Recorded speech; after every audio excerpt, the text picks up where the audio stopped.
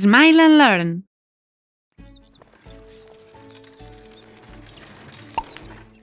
Hola a tots. Us agrada la meva nova bici, oi que sí?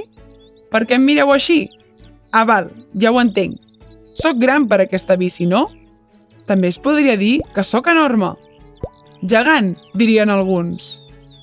Heu vist quantes paraules he fet servir per descriure'm? Gran, enorme, gegant. I totes elles signifiquen el mateix. Sabeu com en diem de les paraules que tenen el mateix significat o un de molt semblant? Sinònims. Els anomenem sinònims, perquè podem substituir una paraula per una altra. Hola, senyor Hippo. He sentit que avui estaries per aquí explicant els sinònims. I he vingut de seguida. Perdoneu el retard. Estava acabant d'esmorzar. Tinc una pregunta per tu. Per què cal aprendre sinònims? Això és fàcil de respondre, amic meu. Aprendrem com utilitzar els sinònims per poder explicar i descriure millor el que volem expressar. A més, els sinònims fan que els nostres textos siguin més interessants i amens de llegir. Imagina que pintem un quadre, però en comptes de pinzells i colors, fem servir les paraules. A veure, senyor Hippo, deixa'm provar. Intentaré descriure'm a mi mateix. I començaré dient que... Soc petit, diminut, nan, vaja, un cap de bassa.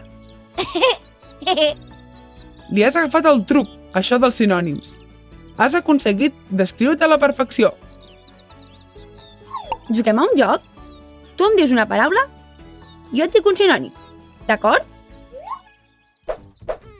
Increïble! Fantàstic! Bonic!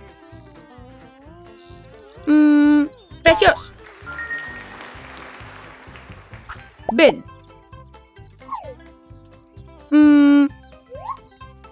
Antic!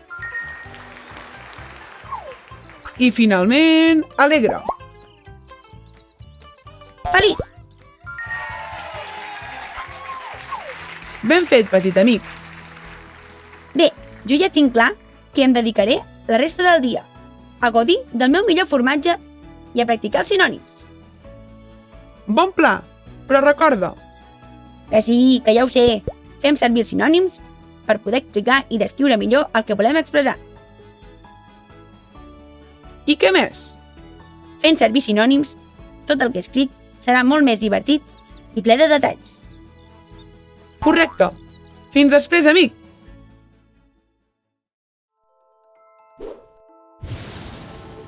No hi ha manera de desxifrar aquest encanteri. Què és el que vol dir? No té cap sentit.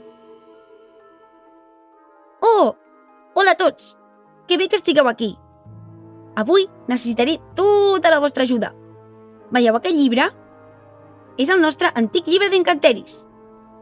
El fem servir a la classe d'encanteris. Mireu, porto dies treballant en un encanteri, però el que diu no té sentit. Us ho llegiré, a veure si vosaltres ho enteneu. El que està malament està bé. I un sí és un no. L'alt és baix.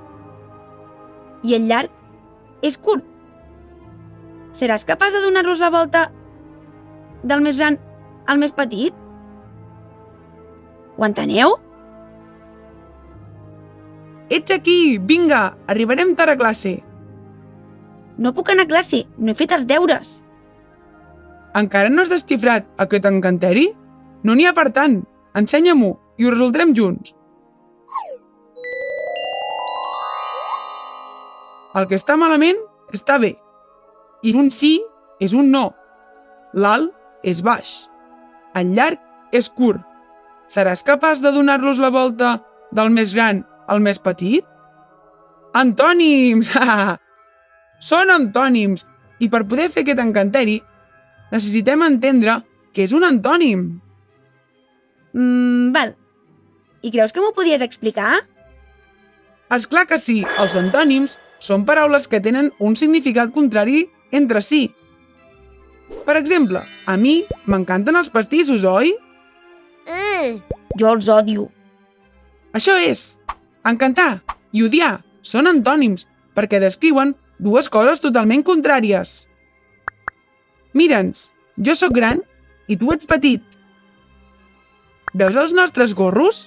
El meu és baix i el teu és alt. Ara, fixa't amb les nostres motxilles. La meva és nova i la teva és vella.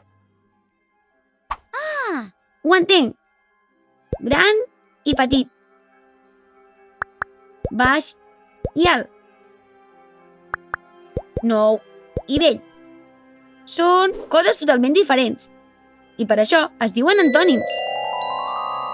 Practiquem una mica més. Digue'm una paraula, Hippo, i jo et diré l'antònim. D'acord, estàs preparat? Aquí tens la primera. A dalt. A baix.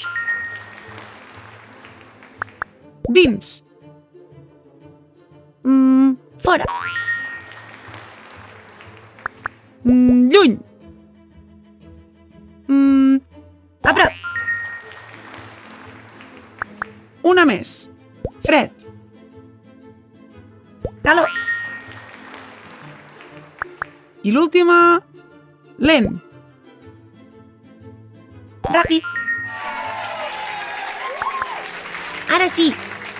Estic a punt per a la classe d'encanteris. Sents això, Hippo? És el timbre màgic. Afanya't, que arribarem tard a classe. Anem, amic meu. És hora d'ensenyar als nostres companys com es fa la màgia d'antònims.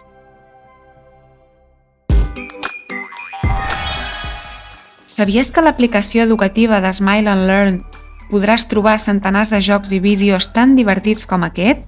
Descarrega't l'app de Smile and Learn al teu mòbil, tablet o ordinador i seguiràs aprenent mentre et diverteixes.